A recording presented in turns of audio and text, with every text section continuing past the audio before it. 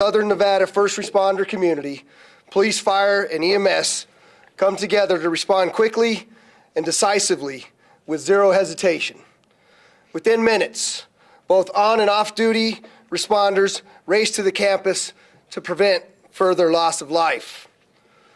On a personal note, I'll tell you that after 1 October and all the time and effort and energy that we've put together in training with the men and women of law enforcement, the fire service, and EMS, watching how seamlessly they work together today made me very, very proud to be their sheriff. Importantly, there was a gathering just outside of the building where the students were playing games and eating food. There were tables set up for them to build Legos. And if it hadn't been for the heroic actions of one of those police officers who responded, there could have been countless additional lives taken. Armed confrontation of the suspect by law enforcement stopped the suspect's further actions. I'm proud of the courage of these officers and the UNLV campus police and how they demonstrated that today. And with that, I'm going to introduce the governor of the great state of Nevada, Joe Lombardo. Governor. Thank you. Kevin, thank you for the opportunity to speak tonight. I think it's important for people to realize the partnership that is formed as a result of my career at LVMPD and with Kevin, the sheriff himself, and the confidence that I was assured of when I got notified today. I had no doubt that the response would be appropriate, it would be swift, it would be quick, to the satisfaction of all the naysayers that we normally experience during critical incidents. And today, LVMPD did a fantastic job, along with the University PD did a fantastic job. And after the after action is settled here and our concern for the victims are bolstered and satisfied, I will be absolutely proud of the response of the first responders. I'll be absolutely proud of the community of UNLV, and I'll be absolutely proud of the community of Las Vegas and the state of Nevada. I had some formal comments to be said, but the important piece is I'm here to show the solidarity between the community and the law enforcement community and ensure on behalf of the state of Nevada, we are here to help, provide resources to the benefit of the victims and to express my concern for the victims and favorable thoughts to the families and to ensure that we move forward as a society and as a community, and to assure the community we are doing everything within our ability to address these situations appropriately and with the knowledge that we have received on a continual basis. So, Kevin, thank you. I appreciate that. And I think it's appropriate that the chief of UPD comes up and says a few words in the positive response of his police department. So, Chief Alex Garcia, please. Thank you. Good evening. My name is Adam Garcia. I'm the University Police Chief. First of all, let me begin by telling you all how heartbroken we are on our campus for what happened today.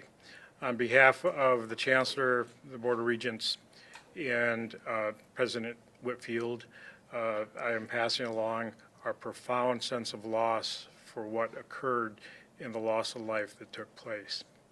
As the Sheriff said, our officers collectively, UPD as well as Metro, responded to call for shots fired approximately 11:45. Two of our detectives responded to the scene and immediately engaged the suspect in a shootout. The suspect was struck and is deceased at this time. The campus was almost immediately closed, and out of an abundance of caution, all Nevada System of Higher Education institutions in Southern Nevada were as well closed. UNLV will remain closed for the remainder of today, tomorrow, and Friday, and additional determinations will be made as to whether or not the university will reopen next week, which will be finals week. So with that, I will turn it over to Commissioner Gibson. Thank you, Chief. I'm Jim Gibson, the chairman of the Clark County Commission, and I'm here to express the shock that we all felt as a community, but at the same time, the enormous relief that we feel as a result of the great work of the first responders. We want everyone to know that anyone who has been affected will have the resources available to them to ensure that they have an opportunity and a way, a pathway to work through whatever the effects have been. My colleagues on the County Commission, indeed all of us in Clark County, express our support to the university and the folks who've been affected over there. We know that this will not know the entirety of the effect of all of this for some time, but the one thing that is certain, which was spoken, I think, a few minutes ago, is that without the incredibly well-trained and effective response that was provided, a whole lot worse situation could have happened. For those who suffer loss under the circumstances, the worst has happened for them. And as a community, we need to make sure that we're mindful of them. We need to keep them in our prayers, and we need to respond in every other way that we possibly can in order to meet the needs that are so great at this time, this kind of a thing, and at this time in our lives here in this county. And now I would turn it over, the microphone over to Chief Steinbeck, who will talk just a little bit about what some of the resources are that are available. Chief?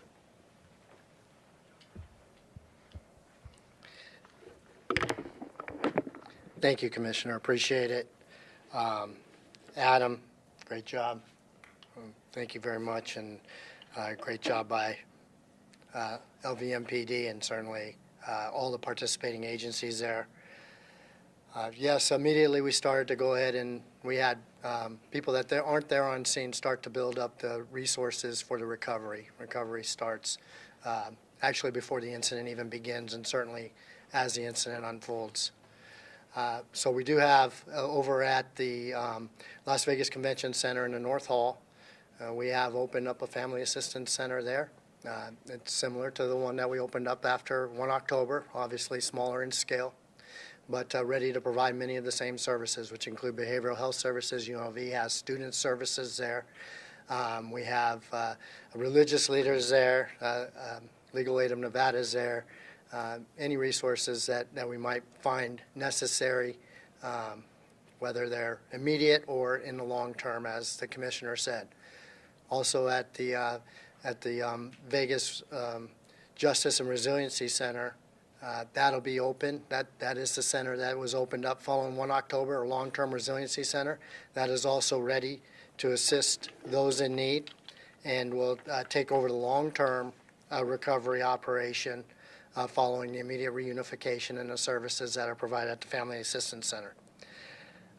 You can access those services in person or online, and the online is at the FAC, which stands for Family Assistance Center, FAC of southernnevada.org. You can also call 211, in which you'll be directed over to the call center, or the direct call to the call center is 702-455 AIDE, AID, or 702-455-2433. And so those numbers are available for all those services.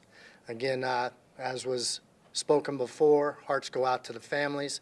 Certainly wasn't lost there on the scene after it was de-escalating. That college means a lot to us, right? And that's where I went. That's where my wife went. That's where my children went. So hearts go out to UNLV and certainly any of the families of the people that have been affected by this. Thank you.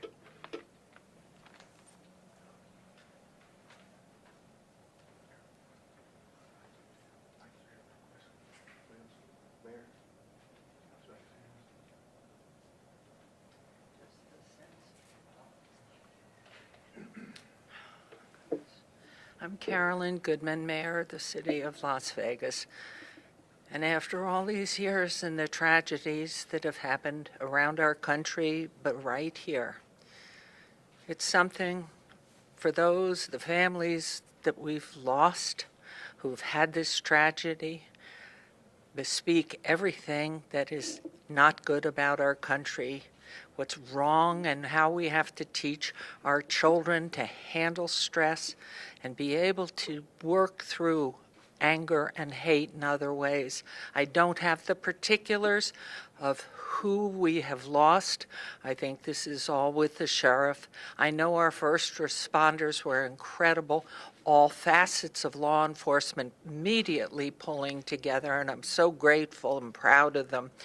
I do have someone very close to me who was out on the campus at the time, and want to commend the security out at UNLV for their instantaneous reaction and calming those who could be calmed and making the lockdown bearable with all that fear. The fear that permeated every one of those children, every one of those professors. It's a very difficult time, and it's time for us, as the adults, enough. It is enough. And it is people filled with anger or not understanding how to handle disappointment in their lives that they become even more hateful and full of anger and take lives of others. So my condolences on behalf of the entire city and the community to those we've lost, those families that are so distraught and lost today and in the future. And Sheriff, I must commend you, and former Sheriff Lombardo, you did set this up. And Sheriff, thank you. What a tragic time for us, but it's a time to make it a positive and do something. We must fix this now. And allowing me to speak. Thank you, Sheriff. And congratulations.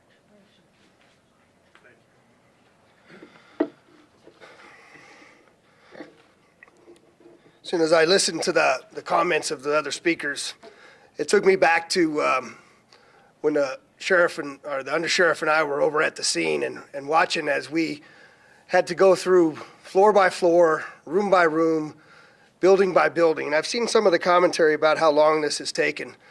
But just like in 1 October, numerous other calls were coming in about different shootings that were occurring. We're having to breach every single door.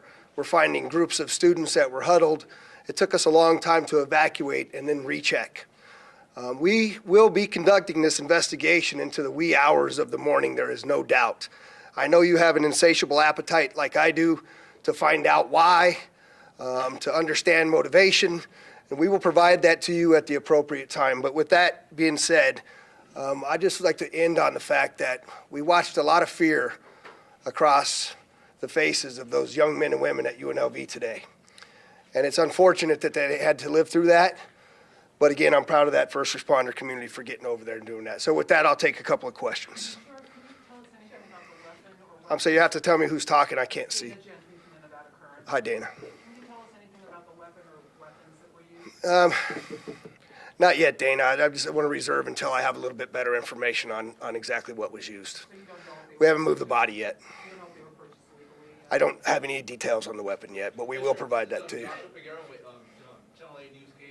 What's the affiliation of the victims to UNLV? Were there students, professors, staff? I'm not prepared to release that information yet either. Like I said, I know you guys are hungry for that, but we haven't been able to run each and every one of those leads down, and I don't want to provide you misinformation at that. Ricardo, last one. Did the shooting originate outside, or did it begin outside, and about how long were shots fired? It originated on the 4th floor of that beam building, went to multiple floors, and the suspect was neutralized on the outside by the UNLV Police Department. So we'll be providing you the next news conference information as we get it. Thanks for coming.